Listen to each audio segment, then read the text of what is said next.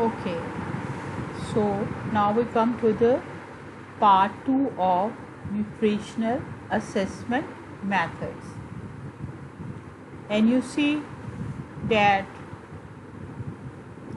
this nutritional spectrum, on one side there is obesity.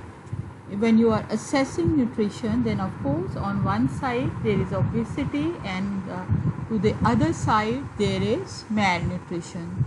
So we are doing nutritional assessment. The purpose is that we can develop after assessment certain programs, and then we will implement those programs, and then in the end we can evaluate the effectiveness of those programs so that we can combat if there is malnutrition in any form, overnutrition or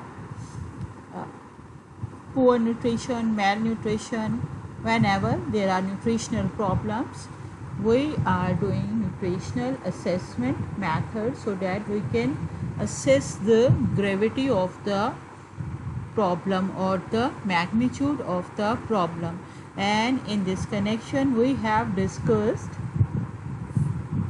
what are the factors which help in the assessment, and you have, in my first lecture I have mentioned about the clinical examination method, and of course then I have mentioned about the anthropometric measurements which tell us in the young infants and in under 5 children. Of course they tell us about the wasting, stunting, and of course in the adults when there is overnutrition or obesity, you are calculating BMI, and of course you are assessing the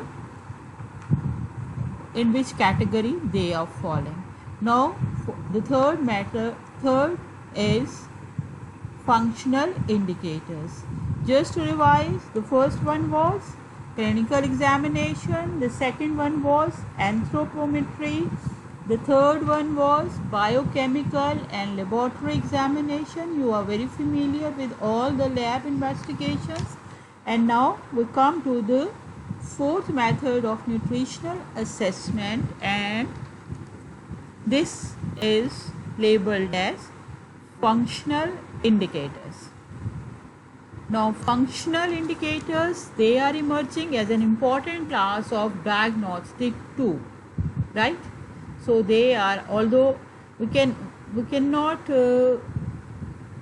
what is the significance of laboratory tests and the significance of the biochemical evaluation, we cannot deny, right? They are very important. However, these functional indicators, they are also very important class of diagnostic tools. Although all these are expensive methods because lab involvement is there, right?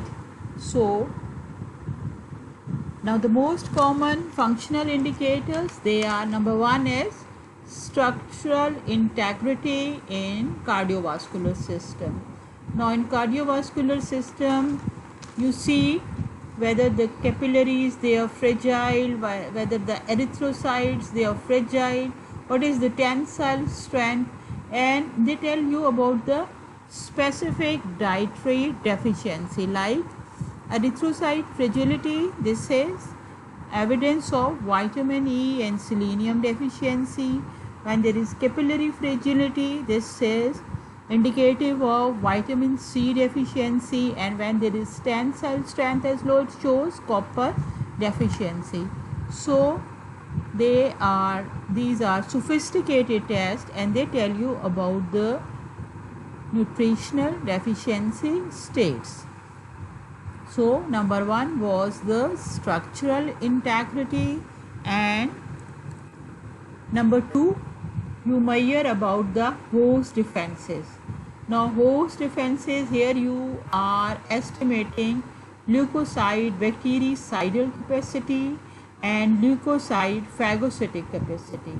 Now either bactericidal or phagocytic capacity of WBCs, both they indicate that iron is deficient, there is protein energy deficiency, and of course when phagocytic capacity of the leukocytes this is less or it is decreased, then in addition to iron and protein energy, selenium deficiency. Then we come to the hemostasis. Hemostasis, when the prothrombin time this is prolonged, it shows that vitamin K is deficient. Then when in the sperms, when in the semen sperm count is less, then of course there is deficiency of zinc and energy. So you are here evaluating undernutritional problems or malnutritional problems by the functional indicators, right? So these are the functional indicators. There are so many, I have mentioned only the important ones. When there is nerve functions defects, nerve conduction defect, though this shows that vitamin B is deficient, and you are very familiar when the dark adaptation this is low, this shows vitamin A deficiency. So these functional indicators, they tell you about the very specific deficiency states in the human body. And then after the functional indicators, we come to the fifth assessment method, and this is assessment of dietary intake. Now, assessment of dietary intake, it involves assessment of food consumption. How much food a person is consuming. Maybe that he is taking very less calories, that is why he is manifesting the signs and symptoms of malnourishment, right? Because when there is overnutrition, it is evident, very much evident. Obesity, through obesity, it is evident. When there is malnourishment, then if the person is emaciated, thin, low in his capabilities, slow in his work, slow in responses, of course, we can assess that he is malnourished, but which specific dietary deficiency exists. Now, we are here assessing about the dietary intake. Now, you are assessing the food consumption. Now, here you are doing household surveys and you are inquiring about the individual food consumption in the household. In this way you will get the information. जाहिर है ना, food consume individually बंदा किस तरह से कर रहा है, कितनी कितनी मिकदार में कर रहा है, ये आप उसके घर जाएंगे, डाइटरी सर्वे करेंगे and then you will get. So dietary survey, this is carried out to assess the food consumption. This is the household survey, right? And in this survey you will assess, number one, their methods, assessment of dietary intake, and these methods, they include, number one is the you are weighing raw food assessment or weighment of raw food assessment. Now, usually the team of this nutrition survey, they are trained. So they are trained so that they are well aware what information they are supposed to collect. They will not indulge in non-essential conversation. They will do their work. They have got survey forms and of course they will do their work. Raw food assessment के अंदर आपकी जो team visit के लिए जा रही है, that team will weigh all the food which is to be cooked and then which is to be eaten. And during the process of cooking, peeling of the vegetables and all, what portion of the food is wasted or it is discarded, right? Your book says that this is an easy method, but I don't think so. It looks that it is a time consuming method, because here you will ask क्या पक रहा है, उस पकने में से क्या क्या चीज़ें, क्या क्या सब्जियां, क्या क्या चीज़ें हैं. 24 आवर्स का आप ले रहे हो अगर असेसमेंट, तो सारा कुछ किस तरह से छील रहे हैं, किस तरह से डिस्कार्ड करें, किस तरह से पका रहे हैं. So here the trained survey team visits the house and weighs all the food which is to be cooked and eaten and which is to be wasted or discarded during the process of cooking. Now the duration of the survey, you can do it 24-hour survey or you can prolong it up to 21 days. It is up to your own choice. However, when you take a 7 days dietary assessment method for 7 days, this is called as one dietary cycle. So the duration of the survey, it may vary from 1 to 21 days, but commonly 7 days they are taken, and this is called as one dietary cycle. So in dietary intake, number 1 was raw food assessment.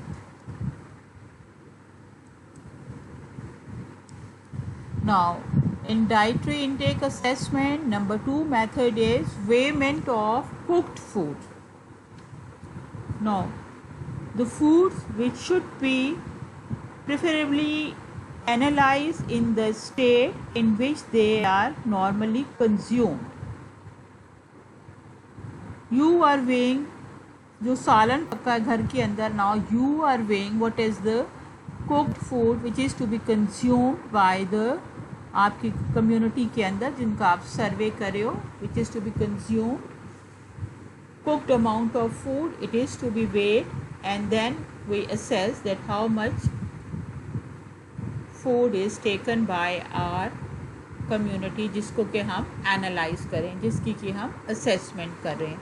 So this is the weighment of cooked foods, right? This was number 2 method. And then is the oral questionnaire method. So you are very familiar with the questionnaires because you have constructed so many questionnaires. Oral questionnaire method, this is easy to conduct and it is in a short time duration. This is done. Why? Because you just distribute the questionnaires, the persons, they fill that questionnaires, and then you can take them from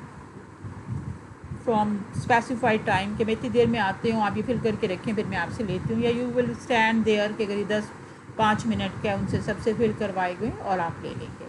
so here you can involve large number of people also. आप किसी भी आबादी में गए, ढेर सारे लोगों को क्वेश्चनियर दिए, एंड ऑफ कोर्स आपने inquiries here are made retrospectively about the nature and the quantity of food which is eaten during the either last 24 hours or last 48 hours. So here is the food record history.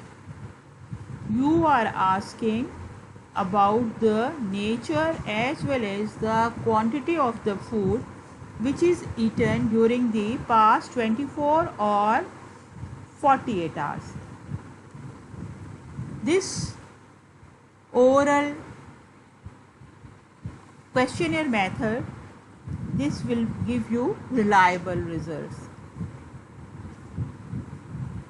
And here you can also, in the questionnaire, you can add what are their dietary habits, what are their dietary practices. So collection of data relating to dietary health, dietary all habits and practices.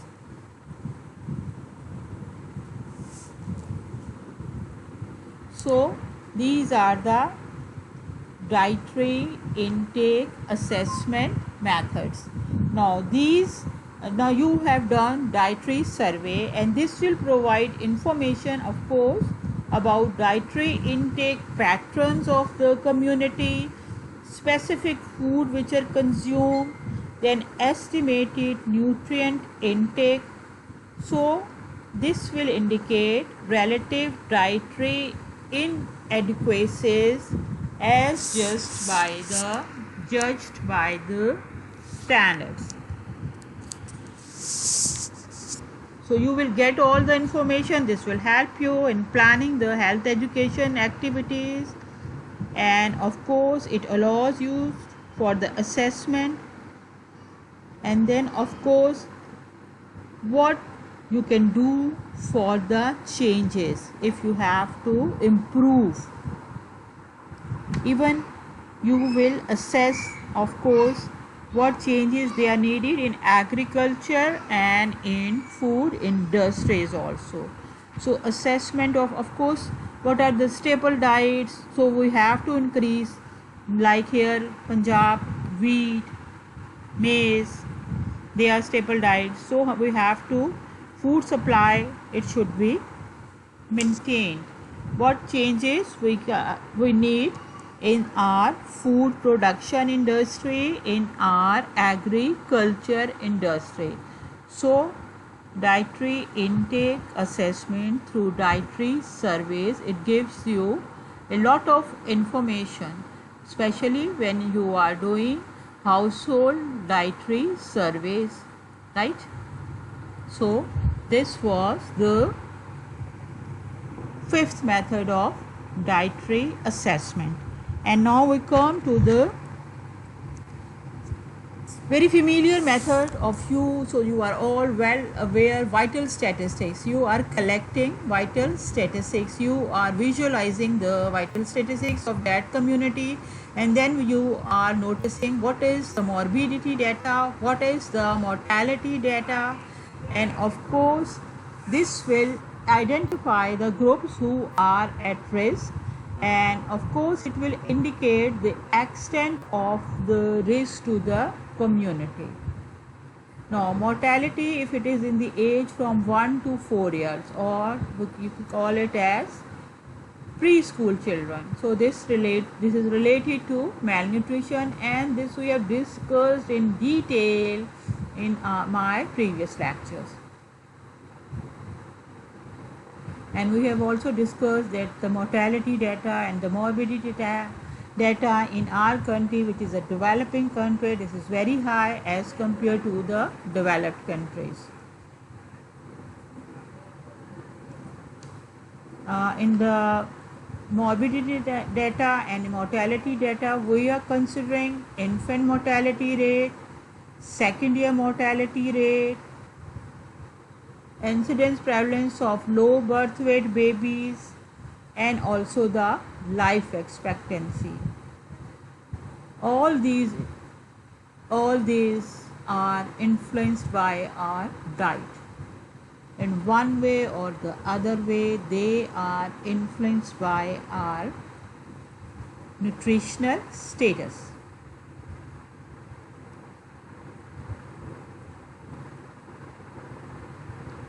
Especially of the children, not talking about the adults, especially of the children, this mortality data, this will tell us about the nutritional status of the children.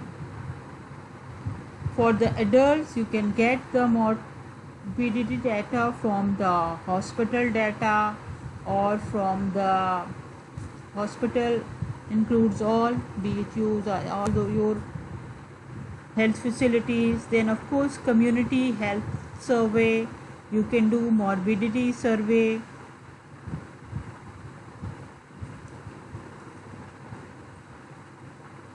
And you can get the information about the why high morbidity.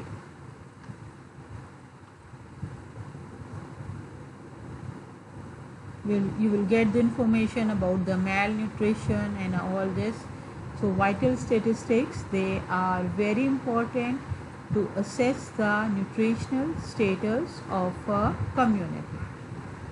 And now the last one is assessment of ecological factors.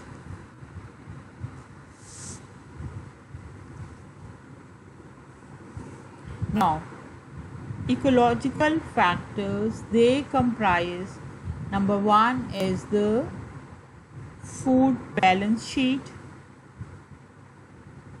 Then there are certain factors like here in the ecology we consider, number one is the availability of food, whether the food is present or not, and this tells us about the crop production. Our agriculture sector is involved, whether the staple food is available for the community or not. And then we come to the food balance sheets, and then the socio-economic factors, and health and economic services and conditional influences. All these help in the assessment of nutritional status, and they are all included in ecological factors. Ecology is the environment, so all the environment which is existing around that particular individual or the community, and all those factors which are involved, they will tell us about the nutritional status. And number one is the availability of food or crop production. Now the food balance sheets, they are actually an indirect method of assessing the food consumption. Here you are relating the supplies of food with the census population, right? So you can here calculate per capita supply which is available. In the food balance sheets, you are assessing food consumption through the per capita supply of food, and this is related with the census population. In this way, of course, not a small sample or your concerned population, you can get the information about the whole country also.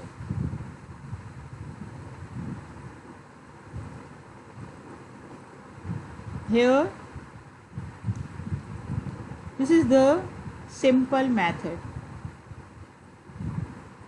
Then of course, number two is the socio-economic factors.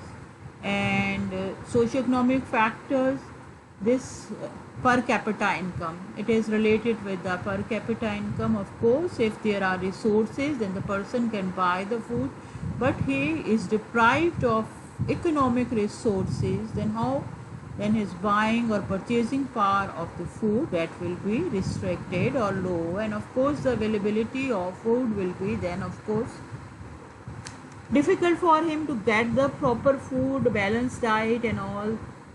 So the socio-economic factors or the per capita income of the person, this also affects in the nutritional status of the person. Then there is health and economical services. Health and economical, health and educational services. It should be health, health, education, they go side by side. It's not the socio-economical factors stay, and here is the health and educational services. How much information your VHUs, your RACs, they are providing to the community. What is the role which is played by the lady health workers and the lady health visitors, all how they are telling about their influx of the population which is coming to the centers, how much education they are telling, what are the feeding programs existing there, how they are giving nutritional advice, how they are maintaining the growth charts of the infants, and of course how they are giving winning food advices to the mothers. All these health and educational services, if they are sufficient, if they are doing their work efficiently, then of course nutritional status of that population, this will be of course of good nature, because they are doing their motivational program, they are influencing, and of course they are bringing a change in the society or community. So in the ecological factors, because these are all the factors which are around us. So health and educational services, socio-economic factors, food balance sheets, and now the last one is conditioning influences. Now what do you mean by conditioning influences? These are of course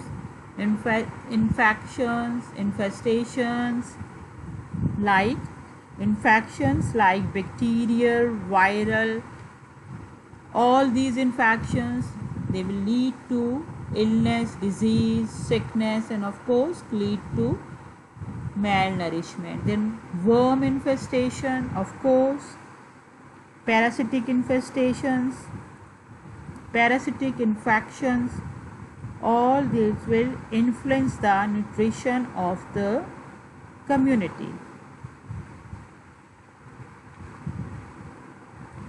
So in this way you will assess the nutritional status of the community and why you have done this, so that you will be aware that what rehabilitative services you are supposed to do, how much work you have to do in order to prevent malnourishment, in order to decrease morbidity and mortality, in order to improve the health status of the people. And of course you can evaluate also your programs, what you have implemented, of course you can then evaluate. So this finishes your nutritional assessment